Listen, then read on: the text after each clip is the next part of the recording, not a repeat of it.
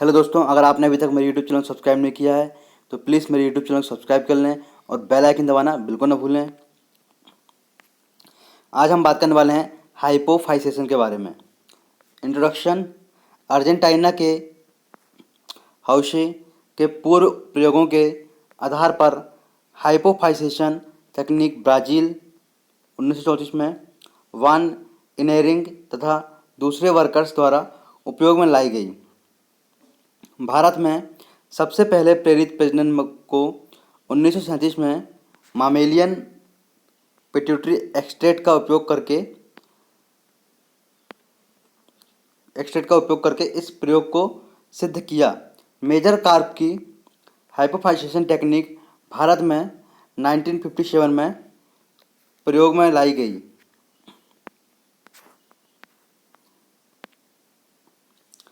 Method of हाइपोफाइसेशन।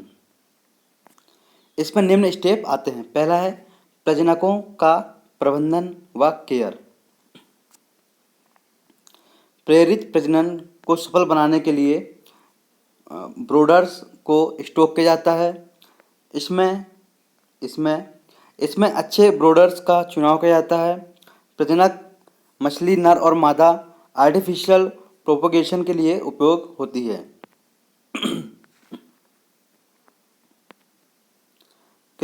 है fishes जब sexual maturity तक पहुंचती है तब उन्हें स्पॉविंग के लिए इंड्यूस किया जाता है।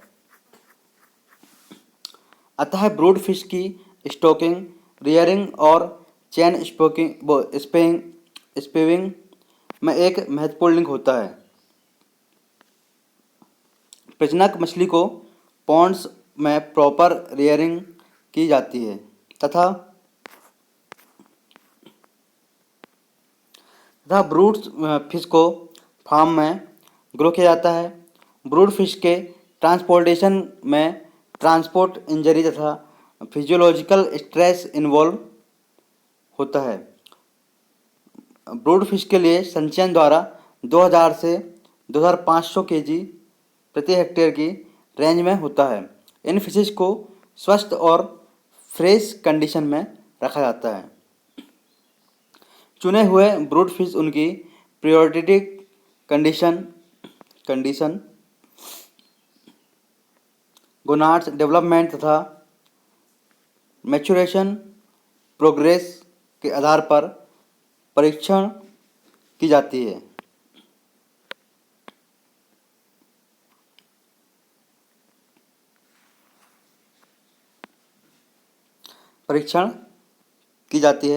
ब्रूडर्स को अच्छी सूटेबल कंडीशन में रखने के लिए प्लास्टिक इन्फेक्शन से फ्री होना आवश्यक है।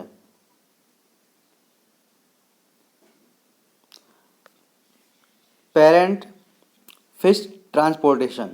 विभिन्न स्थानों पर ब्रूडर्स फिश को ट्रांसपोर्टेशन के दौरान सामान्य सावधानियां रखना चाहिए।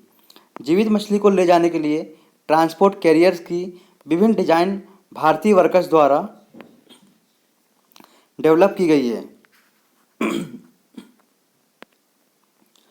जिनमें से मेवंस मॉडल एक कंप्रेस्ड एयर एसिटर कैरियर टैक है जो स्प्लैशलेस डिजाइन का होता है और मछली को शारीरिक चोट से बचाता है। इसकी पैकिंग जो है डेंसिटी लगभग 1/2/5 1/2 घंटे के लिए होती है। दूसरा जो मॉडल है वो फ्यूल गैस टैंक के समान है। इसमें दो बैरल्स होते हैं। छोटा बैरल्स बड़े बैरल्स पर चढ़ा होता है। O2 को गैस टैंक में वाटर कॉलम के द्वारा दबाव डालकर सिलेंडर में भेजा जाता है। वाटर कॉलम के द्वारा प्रेशर सिलेंडर में से भेजा जाता है।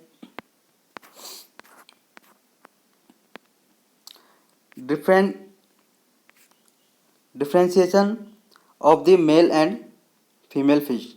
जब स्पैविंग के लिए फिशेस को प्रेरित किया जाता है तो मेल और फीमेल जो ब्रूडर्स जो होते हैं वो फिश के रेशो को मेंटेन करना आवश्यक हो जाता है। मेल और फीमेल के बीच सही डिटर्मिनेशन बहुत महत्वपूर्ण होता है। कार्प के सेक्स को पहचानना एक सामान्य विधि है। मछलियों के सेक्स मुख्यतः पेक्टोरल फिन के कैरेक्टरिस्टिक के आधार पर आइडेंटिफाई किए जाते हैं। मेल के केस में जब वेंट्रल रीजन जो होता है वो एब्डोमेन को स्लाइटली दबाते हैं तो मिल्ट आसानी से बाहर आ जाता है। सिलेक्शन के दौरान मिल्ट का बहुत कम लॉस होता है हो इसकी सावधानी रखनी चाहिए। तो मिल्ट जो होता है वो वाटर के साथ मिक्सिंग जो करते हैं उसे सावधानीपूर्वक देखना चाहिए। इंड्यूसिंग एजेंट्स, इस प्रोग्रेस के अंतर्गत निम्न स्टेप आते हैं। पहला है पिट्यूटरी ग्लैंड। पिट्यूटरी ग्लैंड यह तुरंत मरी मछली नर या मादा जो है मैच्योर्ड कार्प द्वारा इकट्ठा किया जाता है। फिर पिट्यूटरी ग्लैंड का कलेक्शन जो है स्क्रैपल के द्वारा स्क्रैपिंग या फॉर्मेमैन जो है ऑफ मैग्नम के द्वारा किया जाता है। पिट्यूटरी ग्लैंड की सेक्स स्पेसिफिसिटी और स्पीसीज जो है स्पेसिफिसिटी फिश में ऑब्जर्व की जाती है, जबकि दोनों सेक्स में पिट्यूटरी ग्लैंड जो है कार्प्स में बराबर होती है। होमोप्लास्टिक पिट्यूटरी एक्सट्रैक्ट जो होता है वो हेटेरोप्लास्टिक पिट्यूटरीज की अपेक्षा अधिक प्रभावशाली होता है। कॉमन कार्प पिट्यूटरी जो है कल्टीवेटिव कार्प की डिफरेंट स्पीसीज की ब्रीडिंग के लिए पिट्यूटरी ग्लैंड को कॉमन डोनर के रूप में होती है। Dose and frequencies of injections, तो 1960 तक जो है पिट्यूटरी ग्लैंड का डोज एक भाग में या पूरी ग्रंथि के रूप में कैलकुलेट किया जाता है। उसके बाद मछली के शरीर के भार के प्रति किलो डोज दिया जाता है। डोज जो है पिट्यूटरी ग्लैंड के पर मिलीग्राम के रूप में दिया जाता है। यह डोज जो है मिलीग्राम और केजी शरीर के भार के रूप में ज्ञात किया जाता है। दूसरे डोज तंत्र मछली इकाई, मेंढक इकाई, मांगुर इकाई और बताए गए जो बायोलॉजिकल फिशेज होते हैं उनके गोनाडोट्रोपिन पर आधारित है। भारत में मेजर कार्प की फीमेल ब्रूडर्स फिश दो स्प्लिट डोसेस को रिसीव करती है। पहला है प्रीलिमिनरी डोज और सेकंड डोज जो है 5 से 8 mg और यहाँ पे 2 से 3 mg।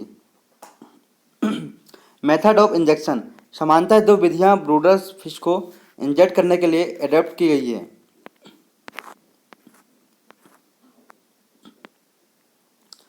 इंट्रामस्कुलर, तो यहाँ पे जो है यह विधि बहुत इफेक्टिव और कन्वेंट है अतः यह ब्राज़ील और भारत में बहुत पॉपुलर है। इंट्रा जो है मस्कुलर इंजेक्शन जो है मस्कुलर इंजेक्शन जो है डोर्सोलेटरल मसल्स पर कॉडल जो है पेंडिकल रीजन द्वारा या ह्यूमेरल रीजन की मसल्स द्वारा दिया जाता है। जैसे 2 स्प्लिट डोज कार्प स्पॉविंग के लिए दिए जाते हैं। इंजेक्शन जो है अल्टरनेटिवली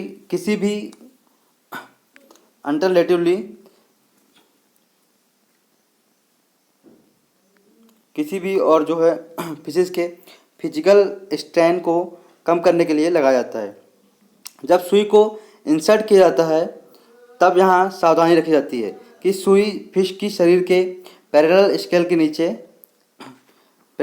नीचे इंसर्ट हो और तब इस क्विकली जो है यहाँ पे 45 अंश टर्न करते हैं और फ्रूट को इंजेक्ट करते हैं। इस प्रकार ये किसी भी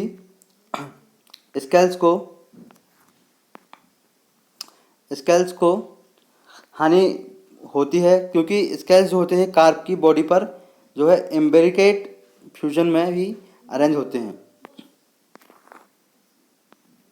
इंट्रापेरिटोनियल, यह जो है सिलोमिक इंजेक्शन भी कहलाती है। यह विधि सामान्यतः जो है यूएस तथा चाइना में उपयोग होती है। इंजेक्टिव के दौरान एक ब्रूड फिश को लिटरली फॉर्म के फोम के या रबड़ के कुशन पर रखा जाता है। कार्प को जो है पेक्टोरल या पेल्विक फिन के साथ आधार पर सॉफ्ट रीजन होते हैं जहां से इंजेक्शन जो है नीडल को इंसर्ट किया जाता है। जब इंट्रापेरिटोनियल यहाँ पे जो इंजेक्शन दिया जाता है वह सिरिंज जो होती है कि नीडल को हेड को जो है टूवर्ड बॉडी की जो है लॉन्गिट्यूडिनल एक्सिस से 45 अंश हेड की नीडल को इंसर्ट करते हैं। इसमें यह सावधानी रखी जाती है कि जो है इंटरनल ऑर्गन्स को कोई नुकसान न पहुंचे और फ्लूइड जो है यहाँ पे इंजेक्ट किया जा सके। Purified fish gonadotropin. आधुनिक समय में फिश की विभिन्न स्पीसीज के गोनाडोट्रोपिन का प्यूरिफिकेशन किया जाता है। कुछ विधियों में इसको उपयोग किया जाता है जो फिश में ओव्यूलेशन को इंड्यूस करते हैं।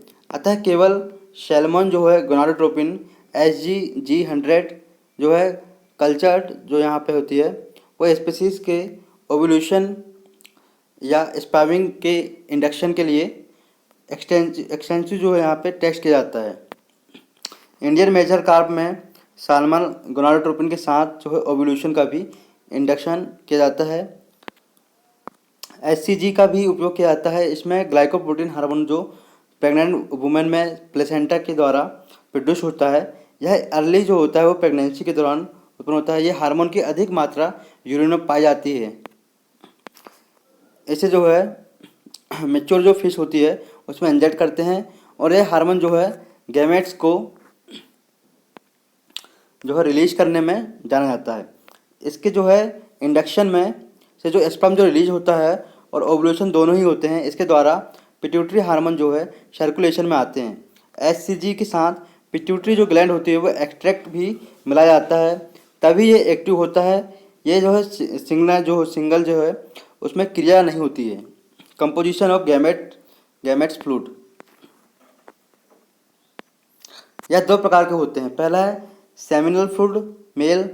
कार्प में जो है सेमिनल फ्लूइड जो है वह मिनरल कंपोजिशन व्यापक रूप से भिन्न होता है। कार्प्स के सेमिनल फ्लूइड के जो है कंसंट्रेशन में 74 से 77 अमीनो एसिड पाए जाते हैं। इसे जो है मोरिजावा ने में ज्ञात किया था।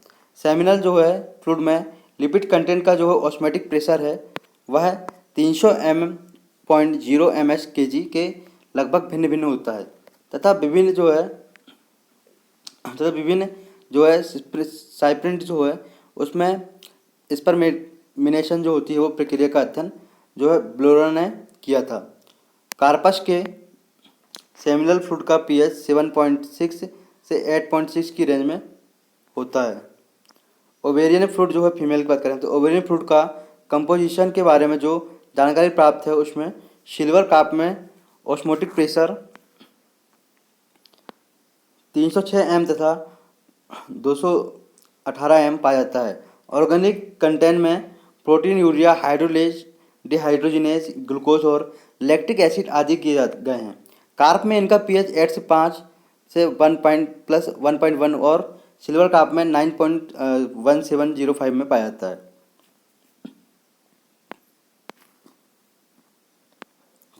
मेथड्स ऑफ स्ट्रिपिंग, कृत्रिम जो है इनिमिनेशन जो होती है उसमें ड्राई और सेमी ड्राई मेथड दोनों ही आते हैं। कुछ स्थानों में सेमी ड्राई मेथड भी उपयोग में लाया जाता है।